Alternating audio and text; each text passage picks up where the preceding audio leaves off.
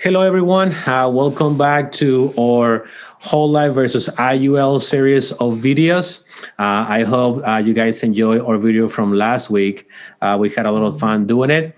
And as always, we want to try to bring as much value to you as consumers, as viewers of our video, so that you understand more about how these life insurance products work.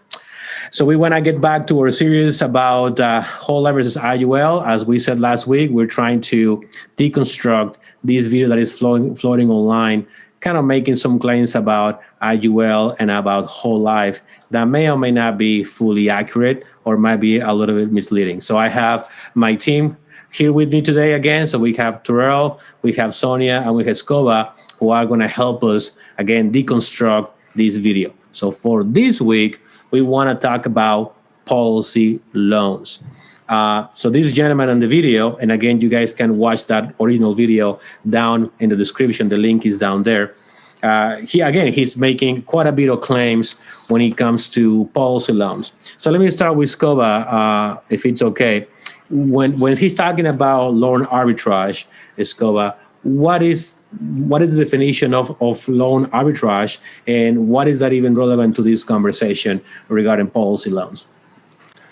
Well, when we speak of arbitrage, it's the process of borrowing money from someone else and investing it, and you get a higher rate on the investment than you had to pay the interest on the loan. So when you pay the interest back to the person that you borrowed it to, you end up coming out financially ahead. Exactly right. Okay. And can you expand a little bit more about why will somebody even want to take a policy loan from their life insurance policy, whether it's whole life or IUL? Well, there's two benefits to it. One is that the loan will not count as income. You won't have to pay any taxes on it. And you can use it for whatever loan you would want to get from the bank. Mm-hmm. Pay off debts. You can purchase appliances, automobiles. You know, there are people out there that have purchased homes and businesses out of their insurance policies. Second, and we'll go into this a little bit further down the road, but yes, you pay interest on a loan. However, in a whole life policy, even in an IUL in some instances, when you pay back the loan and you pay back the interest, all that interest gets accredited to your own account. Mm-hmm. So essentially, you're paying the interest back to yourself. That is correct. Okay. So when he starts the video, when it comes to policy loans, when he gets to that part, when it comes to policy loans, he kind of makes the point that there is not that much arbitrage to be made when you take a policy from a whole life versus an IUL. And he kind of glosses over a very, very important component of whole life, which is something we call non-direct recognition, which no other life insurance product or any product for that matter can offer. And he kind of glosses it over like it doesn't matter, but it's actually extremely important. So Sonia, what is non-direct recognition, and why is that important? Well, non-direct recognition is really the ability for the policyholder to earn dividends on their gross cash value as opposed to their net cash value. If someone were to earn interest on their balance using direct, it would be using their net cash value, which is to take into account loans deducted from their gross cash value. So would you rather earn dividends on your gross cash value, or would you rather earn dividends on a lower amount, which is your net cash value? So exactly right. Yeah, that's what non-direct is.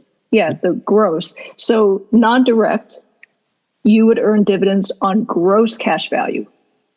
Exactly. And again, he kind of goes over because I guess addressing it would undermine his point that IUL is a superior place to take policy loans, which is not necessarily always the case. Then he goes into these numbers where he says, well, they charge you 5 and you make 5, then it's a wash, right?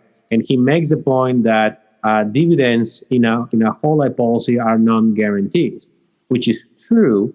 But as Sonia is going to tell us, dividends are only one component of the overall cash value gain in a properly designed whole life insurance policy. Right. He left out the most important part, which is whole life has guaranteed cash value. That's really the reason why most people buy whole life is that big, most important feature is guaranteed cash value. Exactly. So usually it's about a third of the cash value growth in a given year that only comes from the dividend, right? But then the rest, as Sonia is saying, is guaranteed cash value. And I think part of the confusion is that people don't really understand how whole life actually works and what those guarantees are, right? Now, a small parenthesis here before we go into the next point, which is that there are some companies that even though the dividend is not guaranteed, they've never failed to pay a dividend in over 100 years, right? So yeah, it's not guaranteed, but they pay. So go ahead, Terrell. I just wanted to kind of revisit that non-direct recognition as well. On top of, the interest you're earning on the money, isn't it also the interest that you're being charged? When you pay that back, that interest goes to you versus the company. That is correct. So if the client decides to pay those loans back and the interest attached to it, you are correct. That gross amount of loan balance gets applied back to their cash value. So actually the gross and the net end up being the same. And that's a tremendous advantage that exists in the whole life world. Now, he's talking about retirement income. So in that context, the client probably is not going to pay those loans back. But which is also true is that these clients are going to hold these policies for 25, 30, 35 years during their working lifetime. So they want to make use of their money as the years go by. So retirement is something that happens obviously down the road, but there's a lot of things that can happen in between, and the clients have the flexibility to put that money back if they so choose. Right? And again, I think everything is tied down to not really understanding how whole life works. So Terrell, tell us a little bit more about when you're buying whole life, what is that guarantee that you're buying? How does that work? Well, first, I think you hit it on the head. It comes with a guarantee. There's no other financial product out there that I'm aware of since I've been trying to figure all this stuff out that comes with a guarantee. So you get that guarantee. But what a lot of people, and he left out because I'm sure he doesn't understand the in-depths of what we call paid-up additions, which buys you extra insurance that you'll never pay for again. So, most of us think of this, or we talk to our clients about looking at this as equity in their house, right? When you get equity in your house is more valuable. Well, it's the same thing with our paid-up additions. And as we like to show people, if you took a loan for $1, got $1 back, it's a basic loan. But if I said you took $1 and it got you 4 maybe paid-up addition insurance, that's a big return already. That's not a percentage number. You can't put a percentage on that. And then you own that for life, and this paid-up addition makes your death benefit higher. And in a whole life, right, your death benefit and cash value is guaranteed to be the same at age 100. So as you buy more paid up additions and your death benefit becomes higher, you're guaranteed to have more cash value. So they work together as steps to grow your money with the guarantee built in. Yeah, let's revisit that because that's important that most people fail to realize. In an IUL chassis, you're buying 1 year renewable term, right? So the more death benefit you have, the more expensive it becomes. You better have more return because that cost of insurance continues to go up. But in the whole life world, the more insurance that you have, the less cost because that is paid up insurance and the more cash value. That's kind of what you're saying, right? Correct. Yeah, as long as you pay your premiums as outlined in the contract, your cash value is going to increase at a predictable rate at least. Exactly right. Now, I know probably a commentator will say, well, but in IUL, you have that floor that you make 0%. But again, don't forget that, you're guaranteed to not make less than 0% on the index. But from that zero, you got to pay your premium charge, your administration charge, and companies have different names for that. And also you got to pay your cost of insurance. And we've learned through the years, some companies now they're adding an index charge, which is they're charging you to offer you the index. And that's important, right? Escobar, you had a comment. Well, yeah, I just wanted to add to Terrell's house example. From day one, you are covered with insurance. It's like when you buy a house, from the day you make that first mortgage payment, you're living in the house. Mm-hmm. So you are experiencing the benefits from day one while you're making the payments.